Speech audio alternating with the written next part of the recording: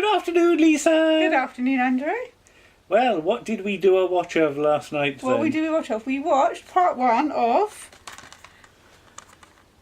Jack the Ripper, made by by Thames Television, for the 1988 100-year anniversary. So it's starring. And this is the Blu-ray. So it's starring Michael Caine. Michael Caine and Lewis Collins. Yes, indeed. Yes. But it's a Euston Films Thames Television production, isn't it? it? For Thames Television. Indeed.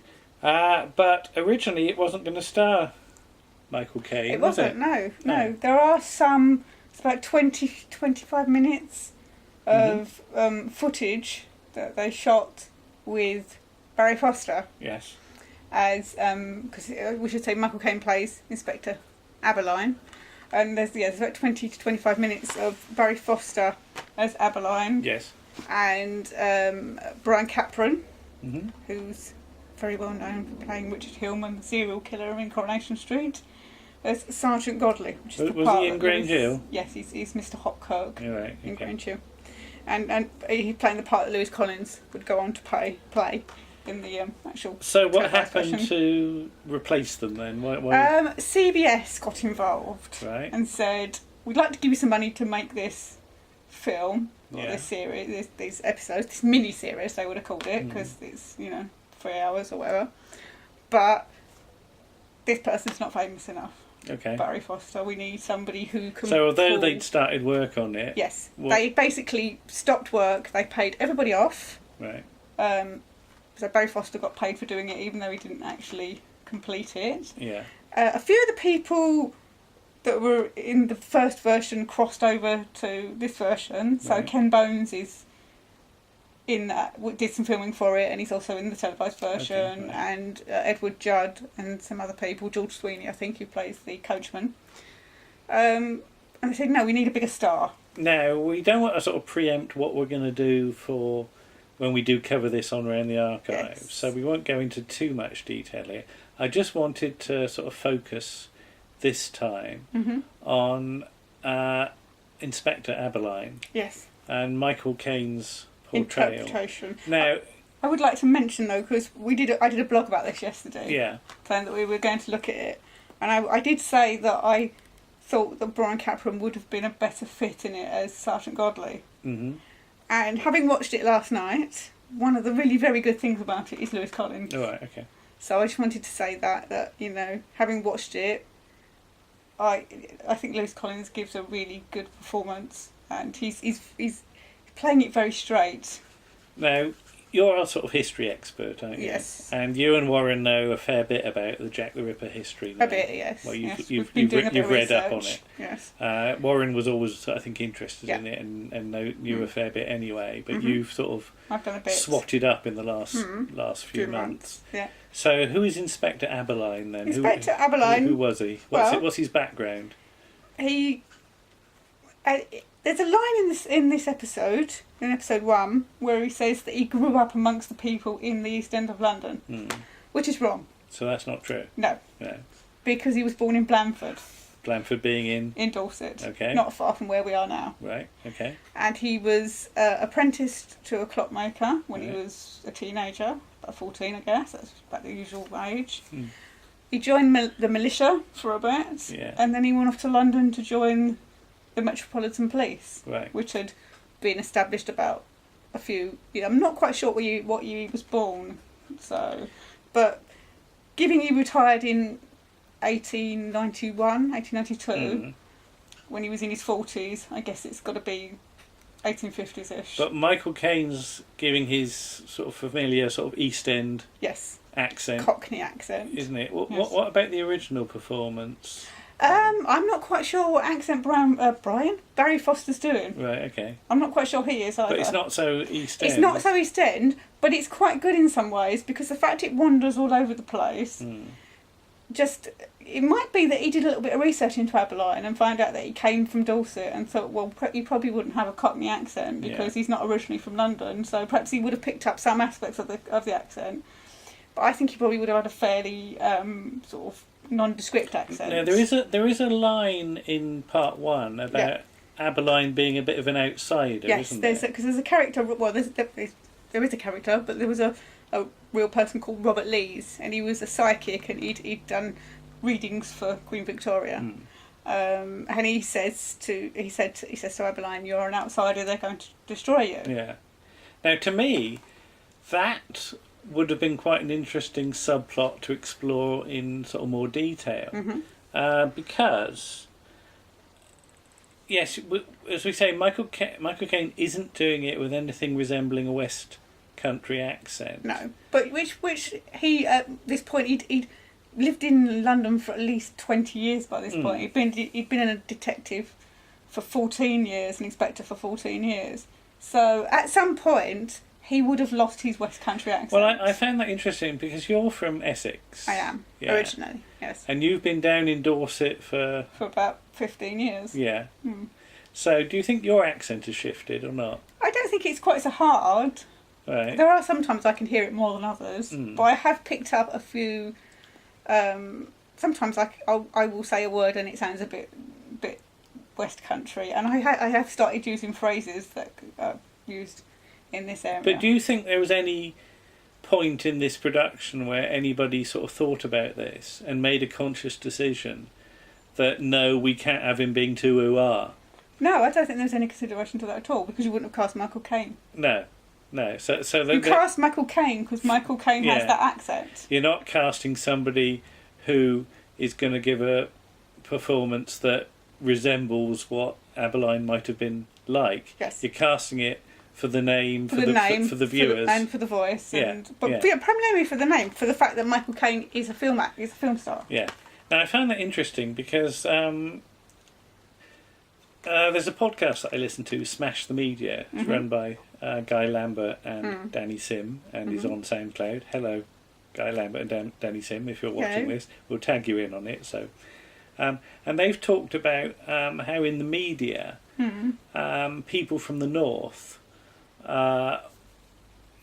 there aren't so many opportunities for you to appear in the media if you're from the north. Yes, I can understand that, because there was a lot of discussion when, because I watch I have BBC Breakfast on in the mornings, and they quite often have Steph McGovern on. She does The Business, and she's also now doing one of the main presenting roles, and she has a northern accent, and I know when she first started they had complaints that people couldn't understand what she was saying, which is ridiculous, because she's perfectly clear. She's just got a different accent. But I'm from Dorset, and I would say that there are fewer people with a West Country accent in the media than there are from the north. Yeah. If I were to ask you name sort of 3 people from the West Country who are on the media, could you even name 3? I could name you Bill Bailey. Bill Bailey and... About 20 years ago you probably would have had Jethro. Jethro. And that's it, I think.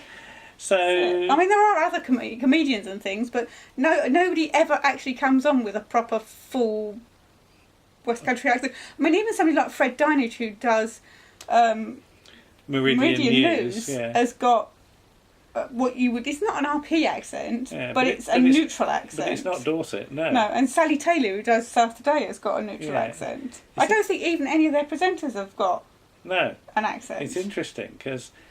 You know, if you were to ask me, sort of growing up in the 70s, the only people I could think of who I felt represented the West Country would be somebody like maybe the Wurzels or something like that. What about Jack Hargreaves? Maybe, but I'm not sure how famous Jack Hargreaves necessarily was. This area. Outside the southern region. But... It's ironic also because, the Wurzels, had quite a number of hits in the 70s and do appear on Top of the Pops and things like that. But ironically, one of them is actually from Scotland, isn't he? So Scottish Wurzel. Yeah, that's not necessarily sort of well known. And a group like the Yetis, which are a sort of a Dorset... Oh, there used to be a Dorset... I bet you almost nobody outside this area knows would have about the heard Yetis, of them. for example. So yes, it's just interesting that to me there were very few people on the telly that had the accent of most of the people that I knew. And again, it's perhaps a generational thing, because you've said that sort of younger people around here don't really have the No, they don't. The West They don't. Country accent. A lot of the people I work with, and not just the younger people, the people my age, it's only the people that are a bit older than me that tend to have the accent. People of my age and younger, where we've all grown up watching television, because I don't think I know I do have bit of an accent, a bit of a. I suppose it's not as strong an Essex accent as some, but it's sort of a slightly Londony, I think, because a lot of the people that lived in Essex had originally come from the east end of London. They'd moved out to the countryside, as it was then. It's not now, because where I grew up now is a London borough, which it never was when I lived there. And we all grew up watching the television, watching people on the television talk nicely and not have an accent. But you do sort of announcements on the tannoy, don't you, at work? Yes. And people say you've got a posh voice, don't they? Yeah, and I think that's just because I don't really have an accent. I don't think you have No, particularly. I don't think I have. No. I say, oh, you sound posh, you speak really nicely. And I do appreciate that. I was always told when I was growing up, that especially by some members of my family, oh, you speak really nicely. And I don't know why that is, whether it's just because I've picked it up watching the television. I mean, having said that, listening back, I was listening to the stuff, because you've been putting the podcast up on YouTube. Yeah. And we're listening to the computer one. I don't know what quite went wrong with that one. I'm knocking H's off everywhere, and I'm not supposed to be. The computer one? Yeah, right. you know, the sketch at the start. Oh, the sketch. Yeah. I think it's because would watch the sketch, and because you were doing your best Mel Smith impression, I'd sort of picked it back up. I was doing off Rowan you. Atkinson. You were Mel Smith, because you were buying. Oh, right, whichever way around it was, sorry. Yes. Yeah. I have watched the sketches a while ago, sorry. Our Drive. Our and things Drive, like yeah. that. I'm like, oh, didn't mean to do that. You've watched Broadchurch. I didn't really Yes. watch it very much. And what did you think of Broadchurch when it came to sort of portraying sort of Dorset? Were there, because did Jodie do a? She did. Yes. Jodie did she does a West Country. Does a West Country. It's sort of. It's just sort of. Because I was half hoping when she was announced as the Doctor that she'd do a West Country voice for the Doctor, and I was disappointed. Well, because she comes from the north originally, it's easy for her to do that accent. And if you're doing it all the time, I can understand you wanting to do an accent that you're comfortable with. Yeah. So that didn't stop Tennant doing his Mockney accent. I don't know really, because I don't want to insult anybody by saying it was a generic yokel. But who did accents in it? Jodie did. Jodie did. David Bradley, did he do it? I can't remember, because he's only in the first series and he's not in it the whole way through. I think he might have had a bit of an accent. Who's the policewoman in it? Olivia Colman. Did she had do a it? bit She of an did it, accent. Yeah. David Tennant didn't, because obviously he was an outsider. He came from Scotland, obviously because he's Scottish. Arthur Darvill didn't do an accent. No, he had a sort of. Because he was the vicar, so he got to have a slightly posh accent. It's just interesting that it was sort of half and half, wasn't it? Yes. Some people did and some people didn't. Yeah. But it's funny because, of course, Chris Chibnall at the time lived around Weymouth Way, didn't he? I think he might still live there. He got fly. It's all right, don't worry about that. Sorry. But I remember when he was on Twitter, we sort of tweeted him a few times that he was like, when it was like really windy here, and he was like in Weymouth, and all the boats were going up and down. I said it's just the same here. Yeah, so we couldn't see the boats. Yeah. But with Chris's announcement as showrunner of Doctor Who, I have sort of hoped for a bit of a Dorset agenda in what's coming up in the new series. You want a Mary Anning story, don't you? Well, that's the thing. I want a story with Mary Anning discovering fossils. Yeah, in the sort of Dorset coastline, because that would be a brilliant Doctor Who story. And or maybe even George III at Weymouth. Yeah. Because he did come to Weymouth. He came to Weymouth, and so there's a few historical figures that have got Dorset associations that would make good Doctor Who stories, I think. But it's just interesting that getting back to Jack the Ripper. There's if you knew nothing about Abberline, you wouldn't have a clue. About his Dorset origins. Dorset history or anything like that. I mean, I have to say, and we will be covering this fully it'll be episode 26, which is it'll be out in September, because episode 25 is pretty much done, apart from a few Yeah. bits and pieces. We'll be covering it fully for that, but they have got some of it wrong, really, because they do things like he's in real life he was married. Yeah. He was married twice because his first wife died. And at the time of the killings, he was married. He was living firstly at a police station, because they used to have lodgings there for policemen, and then in a sort of boarding house with his wife. And in this, he's sort of not married. He's chasing Jane Seymour's character, who's an artist. Yeah. And again, that's another thing. I'm not sure she would have had the freedom to be an artist in the Victorian era, because women were very much seen to should be at home with the children and the house. And he's portrayed as an alcoholic, and he may well have been, but it's not documented. He's got a bottle of whiskey in his desk drawer that he keeps on getting out. Yeah. Ironically, half the time he then puts it away again, doesn't he? Yeah. But yeah, if he was from Dorset, that wouldn't be he wouldn't have a bottle of whiskey, would he? No. He'd have a Gert flagon of scrumpy, and he'd have his tankard, and he'd be necking back the cloudy scrumpy, proper scrumpy, mind you, with wasps in it. You see, I can put the voice on. You can. That's the thing, but I don't normally. No, you don't normally do it. You know, it's there a bit, but you know, I can. If you want me to talk Dorset, I can talk Dorset unless you like it, my dear. You know. Oh, it's also described as being a portly, soft-spoken character. All right. Okay. Neither of which Michael Caine is. Yeah. So there's a lot of Michael Caine shouting. Yeah. In episode 1. But yeah, we'll cover it properly in the future. We but will. I just thought it was interesting to talk about accents today. Yes. Okay. Well, thank you, Lisa, for that. Okay. And we'll see you again soon then. Okay. Bye-bye. Bye.